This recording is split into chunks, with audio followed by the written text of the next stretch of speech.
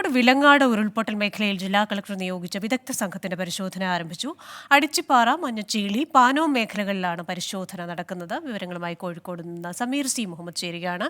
സമീർ, ഏത് രീതിയിലാണ് ഈ തെരച്ചിൽ പുരോഗമിക്കുന്നത്? വിശദാംശങ്ങൾ.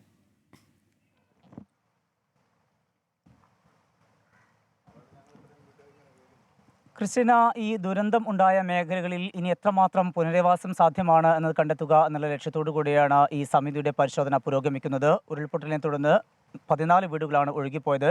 ഒപ്പം തന്നെ 112 വീടുകൾ വാസയോഗ്യമല്ലാതാവുകയും ചെയ്തു. മാത്രമല്ല, ഇതിൻ്റെ താഴ്ഭാഗത്തുള്ള നിരവധി വീടുകൾക്ക് സാരമായി തന്നെ കേടുപാടുകൾ സംഭവിച്ചിട്ടുമുണ്ട്. ആ ഭാഗങ്ങൾ കേന്ദ്രീകരിച്ചുകൊണ്ടാണ് ഇപ്പോൾ ഈ സംഘം പ്രധാനമായും പരിശോധന നടത്തുന്നത്. അതിൽ എത്രമാത്രം ഇനി അവിടെ വാസയോഗ്യമാണ് എന്ന് കണ്ടെത്തുകയാണ് ലക്ഷ്യം. ഈ വീടുകളുടെ തറയുടെ ഉറപ്പ്, അതുപോലെ തന്നെ ചുമരിൻ്റെ ബലം, മേൽക്കൂര എത്രമാത്രം സുരക്ഷിതമാണ് തുടങ്ങിയ കാര്യങ്ങളാണ് ഇപ്പോൾ ഈ സംഘം പരിശോധിക്കുന്നത്. ഈ പരിശോധന പൂർത്തീകരിച്ച ശേഷം ഈ മാസം 19-നകം തന്നെ റിപ്പോർട്ട് വടകര RDOക്ക് കൈമാറും. അത് പിന്നീട് സർക്കാരിന് കൈമാറും. അതിനനുസരിച്ചായിരിക്കും ഇവിടെയുള്ള വീടുകളുടെ എത്രമാത്രം അതിൽ വാസയോഗ്യമായിട്ടുള്ള വീടുകൾ ഉണ്ട്, അതുപോലെ തന്നെ മറ്റ് കെട്ടിടങ്ങൾ, ഹോട്ടലുകളുണ്ട്, മറ്റ് വ്യവസായ സംരംഭങ്ങൾ ഉണ്ടായിരുന്ന കെട്ടിടങ്ങളുണ്ട്, അതിൻ്റെ എല്ലാം തന്നെ ഉറപ്പും ഈ സംഘം പരിശോധിക്കുന്നുണ്ട്.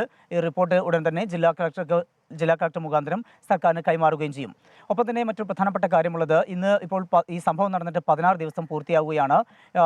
ഇതിനോടകം ഏതാനും വീട്ടുകാരൊക്കെ തന്നെ അവരുടെ വീടുകളിലേക്ക് മടങ്ങിയെത്തി തുടങ്ങിയിട്ടുണ്ട്. അവിടെ വലിയ രീതിയിലുള്ള നാശനഷ്ടങ്ങൾ ഉണ്ടായിട്ടുണ്ട്. എന്നിരുന്നാലും ശേഷിക്കുന്ന വസ്തുക്കളെല്ലാം തന്നെ ശേഖരിക്കുകയും അത് വൃത്തിയാക്കിക്കൊണ്ട് മറ്റ് ജീവിത സാമഗ്രികളൊക്കെ തന്നെ ഉപയോഗിക്കാൻ സാധ്യമാവുന്നതെല്ലാം തന്നെ അവിടെ വാടക വീടുകളിലേക്കും അതുപോലെ തന്നെ അവരുടെ ബന്ധു വീടുകളിലേക്കും കൊണ്ടുപോകുന്നുണ്ട്. വീടുകളൊക്കെ തന്നെ പരമാവധി താമസയോഗ്യമായ വീടുകളൊക്കെ തന്നെ അതിപ്പോൾ വൃത്തിയാക്കി തുടങ്ങിയിട്ടുമുണ്ട്. വലിയ ഒരു ആശങ്കയ്ക്കിടെയാണ് ഈ നാട് ഇപ്പോൾ കടന്നു പോകുന്നത്. ഈ ദുരന്തം നടന്ന് 16 ദിവസമാകുമ്പോഴും അവരുടെ പുനരധിവാസം സംബന്ധിച്ചുള്ള ഒരു വ്യക്തത ഇപ്പോഴും ഉണ്ടായിട്ടില്ല. ഇതുമായി ബന്ധപ്പെട്ട പഠനങ്ങൾ വിവിധ തലങ്ങളിൽ നടക്കുന്നുണ്ട്. എന്നിരുന്നാലും വലിയ ആശങ്ക ഈ പ്രദേശവാസികളെല്ലാം തന്നെ പങ്കുവെക്കുന്നുണ്ട്. വലിയൊരു ശതമാനം പേരും ഇപ്പോൾ വാടക വീടുകളിലാണ് കഴിയുന്നത്. ഒപ്പം തന്നെ ബന്ധു വീടുകളിലുമാണ് കഴിയുന്നത്.